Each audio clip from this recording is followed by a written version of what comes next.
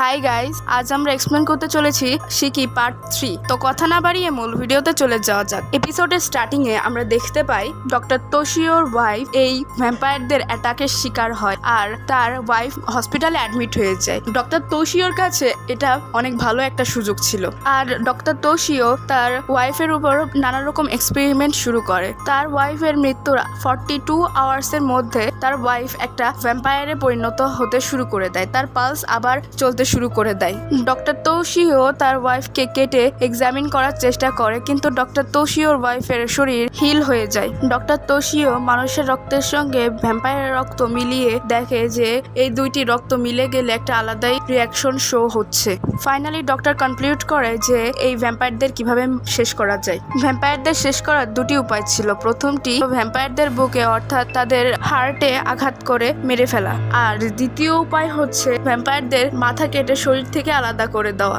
যখন ডক্টর তোশিও নিজের ওয়াইফ অর্থাৎ ভ্যাম্পায়ারকে মারছিল তখন সেখানে সেইশিন চলে আসে। সেইশিন এই নির্মম দৃশ্যটা দেখে তার মন বদলে যায়। সে সুনাকোর দিকে গলতে শুরু করে দেয়। তারপর এক রাতে যখন ডক্টর তোশিও গ্রামের ডেট রেকর্ডস বের করার জন্য পুলিশ স্টেশন যায় তখন সেখানে কোনো ডেট রেকর্ডস শো করছিল না। পুলিশ স্টেশনে কোনো ডেট রেকর্ডস থাকে না, আর পুলিশ স্টেশন দিনের বেলা সচল থাকে না, রাতের বেলায় সচল হয়। পরে আমরা জানতে পারি যে এই ভ্যাম্পায়ারদের আসল প্ল্যান কি রয়েছে। এই ভ্যাম্পায়ারদের আসল প্ল্যান হচ্ছে এই গ্রামকে পুরোপুরিভাবে একটা ভ্যাম্পায়ার ভিলেজে পরিণত করে ফেলা। যেহেতু এই গ্রামটি পুরো দুনিয়ার থেকে অনেক বেশি দূরে থাকতো, তারা একটা ভ্যাম্পায়ার কমিউনিটি বানায়। এই প্ল্যানটাকে সাকসেসফুল করার জন্য তারা পুরো ডেট রেকর্ডকে একদম গায়েব করে দিয়েছিল। তারা সেই গ্রামে একটা হসপিটাল খোলায় এবং সিমিটারি সার্ভিস খুলিয়ে দেয়, যাতে সেখানে মৃত ব্যক্তিরা রাইজ হয়ে ভ্যাম্পায়ারে পরিণত হতে পারে। যারা রাইজ হয়ে ভ্যাম্পায়ারে পরিণত হতো তাদের জন্য শহর থেকে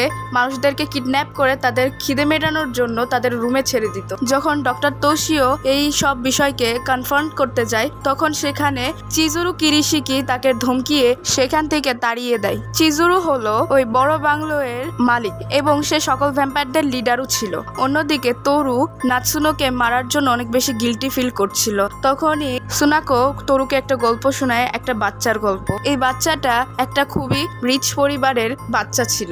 এক রাতে একটা লোক তাকে কামড়িয়ে দেয় এবং সে ভ্যাম্পায়ারে পরিণত হয়ে যায়। তার মা বাবা তাকে অনেক বেশি ভালোবাসতো।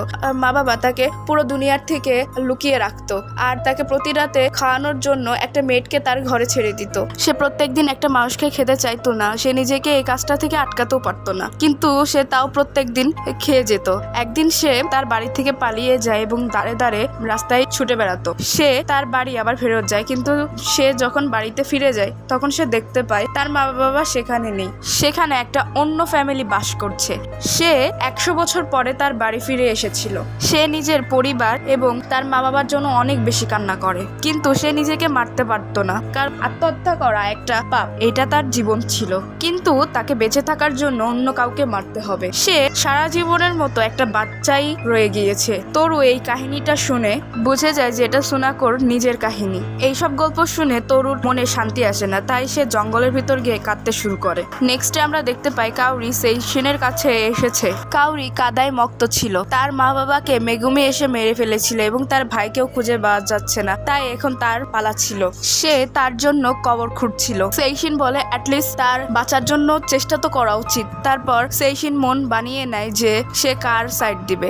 সে টেম্পল ছেড়ে দেয়। অন্যদিকে ডক্টর তোশিও সেই প্ল্যানেই ছিল যে কিভাবে ভ্যাম্পায়ারদের মারা যায়। সে তার হসপিটালের নার্স এবং ডক্টরদের উপর নজর রাখতো না। তাদের মধ্যে একটা নার্স মারা যায় এবং আরেকটা ডক্টরের কোল্ড বিহেভিয়ার দেখে আরেকটা ডক্টর চাকরি ছেড়ে দেয়। একদিন ডক্টর তোশিওর সঙ্গে দেখা হয় নাৎসুনোর। এখন নাৎসুনো একটা শিকি হয়ে গিয়েছিল। সে দিনের আলোতে বের হতে পারতো কারণ সে একটা জিনরো ছিল, আর তাৎসুমিও একটা জিনরো ছিল। এই জিনরোরা সাধারণত অন্যান্য ভ্যাম্পায়ারদের থেকে শক্তিশালী হয়ে থাকে। এই জিনরোরা মানুষের ব্লাড খাওয়া ছাড়া বাঁচতে পারত, কিন্তু এদের বেশি শক্তি লাভের জন্য এদেরও মানুষের রক্ত খেতে হবে। এই জন্য তাৎসুমি মানুষের রক্ত খেত রেগুলারলি, আর তাৎসুমি নাৎসুনোর থেকে শক্তিশালী ছিল। তারপর নাৎসুনো ডক্টর তোশিওকে বলে যে সে যদি শিকিতে বিলিভ করে অর্থাৎ ভ্যাম্পায়ারে বিলিভ করে তাহলে সে একা নয়, আর এটা বলে নাৎসুনো এখান থেকে চলে যায়। গাইস, আমি তোমাদের আরেকটা কথা বলে দিই যে